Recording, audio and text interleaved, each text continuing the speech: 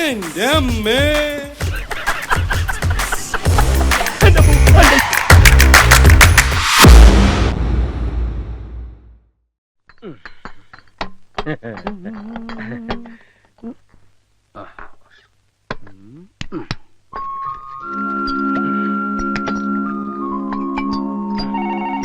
നീ എവിടെ ഇരിക്കും? ചിലപ്പോ എന്റെ ഡാഡി ആയിരിക്കും. ഹലോ, അനിയൻകുട്ടിയുടെ വീടല്ലേ? Wrong number.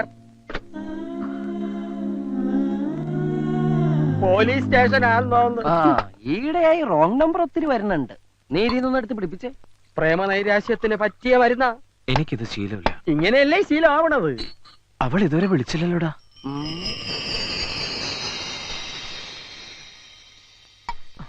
ഞാനൊന്ന് ട്രൈ ചെയ്യട്ടെടാ. അവൾക്ക് നിന്നോട് റിയൽ ലവ് ആണെങ്കിൽ ഇങ്ങോട്ട് വിളിക്കും. ഇത് ഫോൺ ബെല്ലല്ല, കോളിംഗ് ബെല്ലാണ്. ഡ്യൂപ്ലിക്കേറ്റ് ആണ്, തൊണ്ട കത്തണ്.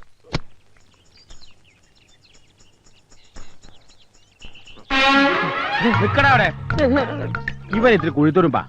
മുമ്പ് ഒരിക്കലും എന്നെ കണ്ടപ്പോ ഓടി. നീ എങ്ങോട്ടേ ഓടിയത്? അത് പിന്നെ ഇതാരാന്ന് എനിക്ക് മനസ്സിലായോ? ഇല്ല. കൊച്ചു കുറുപ്പിന്റെ അച്ഛൻ. ഞാൻ ആരാണെന്ന് മനസ്സിലായോ? മറ്റേ പെണ്ണിന്റെ തന്ത. വാടാ അനിയൻകുട്ടി, ആ തടിയമ്മേനോനും കൂടെ അവന്റെ അച്ഛനും വന്നിരിക്കുന്നു. അനിയൻകുട്ടി, നീ എന്തിനാ വെപ്രാളപ്പെടുന്നേ? എനിക്കല്ലേ പ്രശ്നം.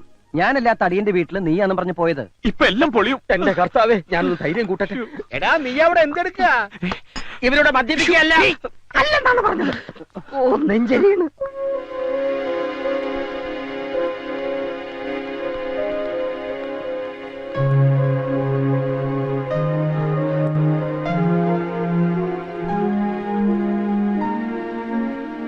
ചോദിക്ക, നേരിട്ട് ചോദിക്ക. നീ എന്തുകൊണ്ടാ ഇയാളുടെ വീട്ടിൽ താമസിക്കാഞ്ഞത്? കമ്പ്യൂട്ടർ പഠിക്കാന്ന് പറഞ്ഞിട്ടല്ലേ താന്റെ വീട്ടിൽ താമസിക്കാതെ പോയത്? അതെ. ആ വിവരം നീ എന്തുകൊണ്ട് എന്നെ വിളിച്ചറിയിക്കാഞ്ഞത്? താൻ ആരോടാടോ ഈ സംസാരിക്കുന്നത്? എന്റെ മോനോട്. താൻ ആരോടാ? തന്റെ ഈ മോനോട്. എന്റെ മകൻ ഇവനാ. അപ്പൊ ഇവനാരാ? എന്റെ ഡാഡിയുടെ മോൻ. അമേരിക്കയില. അപ്പൊ നീ ആൾമാറാട്ടം നടത്തി എന്നെ പറ്റിക്കായിരുന്നു അല്ലേ? പറ്റിച്ചത് എന്നെയല്ലേ? ആരാണ് എന്താണെന്ന് ചോദിക്കാതെ മകളെ കെട്ടിച്ചേരാന്ന് പറഞ്ഞ് എന്നെ കൂട്ടിക്കൊണ്ട് പോയിട്ട് ഇപ്പൊ എന്താ മെന്നിത്? ഒരു ചെറിയ അബദ്ധം പറ്റി. അന്ന് ആള് മാറിപ്പോയി. പക്ഷെ ഇപ്പൊ സമാധാനായി. ഇവനല്ലേ എന്റെ മോളെ പിടിക്കാത്ത? വേണ്ട, തന്റെ മോനെ കൊണ്ടു എന്റെ മോളെ കാണിക്കാം. ഇവന് ഇഷ്ടപ്പെടും. വാ മോനെ. വേണ്ട, താൻ ഇങ്ങോട്ട് വന്നേ. താൻ വീട്ടിലേക്ക് പോയിക്കോ. ഞാൻ ഇവനോടൊന്ന് സംസാരിക്കട്ടെ. അപ്പൊ മോളുടെ കാര്യം? അത് ഞാൻ പറയാം. താൻ പോയിക്കോ. എന്താ വെച്ചാ മേനങ്ങൾ പോയത്? എന്താ, നിനക്ക് അയാളുടെ മോളെ കെട്ടണം? എങ്കിൽ ഞാൻ പോയി വിളിച്ചോ. വേണ്ട. ഈ വായി നോക്കിയുടെ മൂന്ത കണ്ടാൽ അറിയാം ഏത് തല്ലിപ്പൊളി പെണ്ണിനെയും പിടിക്കുന്നു.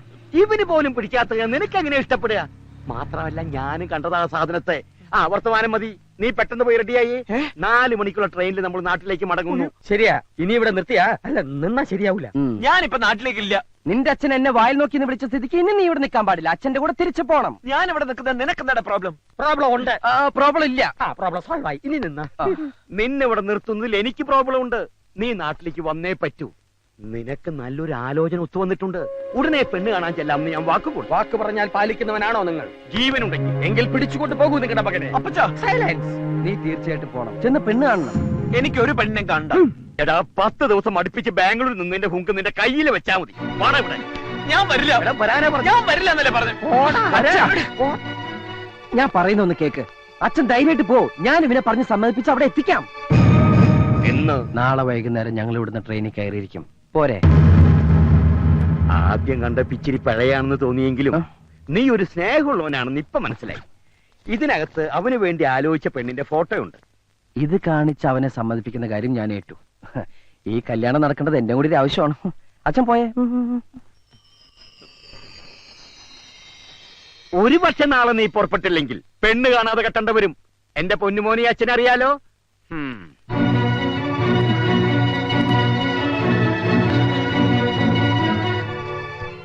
ഒരു മകൻ ഭൂമിയിൽ പിറക്കുമ്പോൾ അച്ഛനമ്മമാർക്ക് ഒരുപാട് സങ്കല്പങ്ങൾ ഉണ്ടാവും. ആ പ്രതീക്ഷയോടെയായിരിക്കും അവർ മക്കളെ വളർത്തുന്നത്. കറക്റ്റ്. എന്റെ അപ്പച്ചനൊരു നേർച്ചയുണ്ടായിരുന്നു, എന്നെ ഒരു അച്ഛനാക്കാമെന്ന്. ആ ആഗ്രഹം ഞാനങ്ങ് നിറവേറ്റി. കെട്ടി 2 കുട്ടികളുടെ അച്ഛനുമായി. കണ്ടോ, മാതാപിതാക്കളുടെ ആഗ്രഹങ്ങൾ നമ്മൾ സാധിച്ചു കൊടുക്കണം. നിനക്കാണ് നിന്റെ ഡാഡി ആലോചനയുമായി വന്നതെങ്കിൽ നീ നിന്റെ പപ്പിയെ മറക്കോ? മറക്കൊന്നു തന്നെയല്ല. ഈ കവറൊന്ന് തുറന്നു പോലും നോക്കില്ല. നിശ്ചയിച്ചോളാൻ പറയും. നിന്റെ ഒക്കെ സ്നേഹത്തിന് എന്താണ് വില? എനിക്ക് എന്റെ പത്മജയെ മറക്കാൻ കഴിയില്ല. തേങ്ങാക്കൊല. ആ മനുഷ്യന് ഇത്രയും ദൂരം യാത്ര ചെയ്ത് മകനെ കാണിക്കാൻ കൊണ്ടുവന്ന ഫോട്ടോ ഇത് പറ്റില്ലെങ്കിൽ കീറിക്കളയടാ. അനുഭവിക്കാൻ യോഗം വേണം. ഇതൊന്നും ശരിയാവില്ല. ഇതിന്റെ മൂക്ക് ശരിയല്ല. പ്രശ്നമാക്കണ്ട, പ്ലാസ്റ്റിക് സർജറി ചെയ്യാം. ഭൂലോക രമ്പെ കൊണ്ടുവന്ന് ഇവന്റെ മുന്നിൽ നിർത്തിയാലും പിടിക്കില്ല. ഇവന്റെ മനസ്സറിയാ പെണ്ണ. ശരിയാ, എന്റെ മനസ്സ് നിറയെ അവളാ. ഇതുവരെ ഒന്ന് കാണുപോലും ചെയ്തിട്ടില്ലാത്ത ഒരുത്തി വിചാരിച്ചുകൊണ്ടിരുന്ന നിന്റെ ജീവിതം പാഴാകുന്നേ. ഇതെന്ത് കോപ്പിലെ പ്രേമോടാ. കണ്ണുകൊണ്ട് കാണുന്നത് മാത്രമല്ല കാഴ്ച. ഞാൻ അവളെ കണ്ടത് എന്റെ മനസ്സുകൊണ്ട്. മനസ്സിൽ പതിഞ്ഞത് മായ്ക്കാൻ പറ്റില്ല. അതെന്തും ആയിക്കോട്ടെ, പക്ഷെ ഇവിടെ ഈ കല്യാണത്തിന് നീ സമ്മതിക്കുന്നു. ഞാൻ നിന്റെ അച്ഛന് വാക്ക് കൊടുത്താ. ഈ കുട്ടിക്ക് എന്താ കുഴപ്പം? ഞാൻ നോക്കട്ടെ.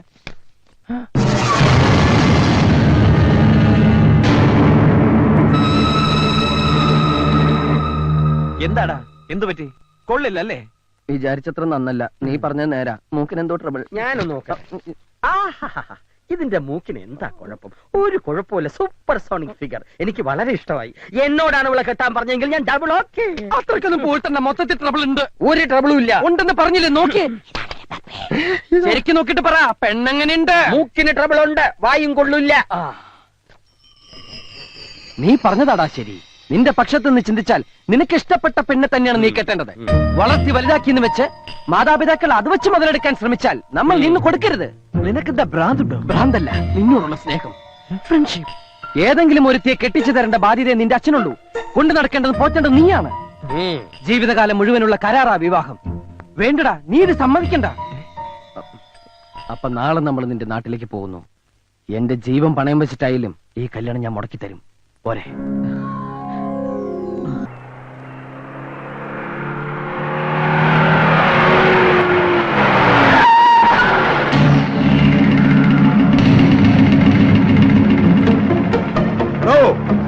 തന്റെ മോനെ ഏത് പാതാളത്തിൽ കൊണ്ട് ഒളിപ്പിച്ചാലും പാതാളക്കരണ്ടി ഉപയോഗിച്ച് ഞാൻ പൊക്കും.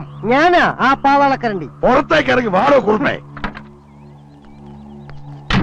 കേസ് കൊടുക്കും, പിണ്ണാക്ക് തീറ്റിക്കും എന്നൊക്കെ പറഞ്ഞ് കുറച്ചുനാൾ മുമ്പ് നീ എന്റെ വീട്ടിൽ വന്ന് വിപ്ലവം സൃഷ്ടിച്ചില്ലേ?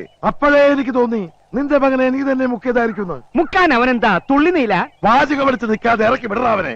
ഇറക്കി വിടാനായിട്ട് പിടിച്ച് കയറ്റിച്ചല്ലോ ഞാൻ അവനെ. ഞാൻ കണ്ടതാ. പിടിച്ചിറക്കില്ലടാ. പിടിച്ചിറക്കവനെ. എന്താണ് ആരവരൊക്കെ? അയ്യോ, ഇയാളറിയില്ലേ? ഇദ്ദേഹമാണ് വട്ടപ്പറമ്പിൽ ഉണ്ണിത്താൻ. ഇയാളിപ്പിച്ചൊരു പ്രശ്നത്തില.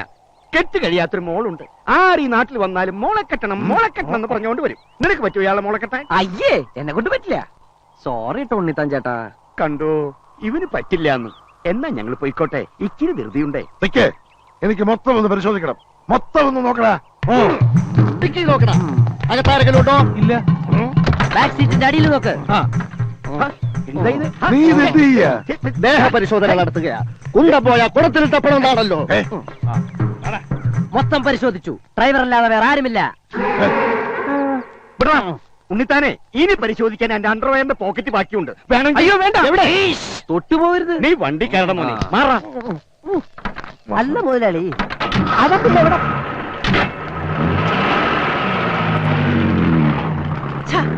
അവനിത് ഇവിടെ പോയി. ഞാൻ എന്റെ കണ്ണുകൊണ്ട് കണ്ടതാ. നിന്റെ ഈ കണ്ണിയെ കുത്തിപ്പൊട്ടിക്കും. ഇതുള്ളതും ഇല്ലാത്ത കണക്കാ. കേറടാ. ഒന്ന് നിന്നേ. ഏ? അവനെ ഞാൻ കണ്ടുപിടിച്ചു. എവിടെ? വാ, നമുക്കൊരു സിനിമയ്ക്ക് പോവാം. എന്നെ ഒന്ന് പറയാൻ അനുവദിക്കൂ. ഇത് മോർഫിങ്ങാ. സിനിമ കണ്ടാലേ മുതലാളിക്ക് അത് മനസ്സിലാവൂ. കൂടുതൽ പറഞ്ഞാൽ നിന്റെ മോറടിച്ച ഫിങ്ങാക്കും. എന്റെ മുതലാളി, ഇത് കമ്പ്യൂട്ടർ വിദ്യ. ഒരാളെ മറ്റൊരാളാക്കുന്ന ടെക്നോളജി. കൊച്ചുകുറുപ്പിനെ അയാൾ ബാംഗ്ലൂരിൽ കൊണ്ടുപോയി മോർഫിംഗ് നടത്തിയിട്ട് വരിക. ശരിയാണോടാ? സത്യം. ഈ വിദ്യ ഉപയോഗിച്ച് എന്നെ വേണമെങ്കിൽ മോഹൻലാലാക്കാം, മുതലാളിയെ കുരങ്ങാക്കാം, കഴുതയാക്കാം. ഇപ്പോഴും അത് തന്നെ ആണല്ലോ. വിട്ടികളെ, നീ പറഞ്ഞ വിദ്യ ഉള്ളതാണോടാ? സത്യം ഉള്ളത് തന്നെയാ. ഇതെന്താണോ നീ നേരത്തെ പറയാത്ത? ബുദ്ധി ഇപ്പോഴല്ലേ വന്നേ. പാവം, വെറുതെ തല്ലി.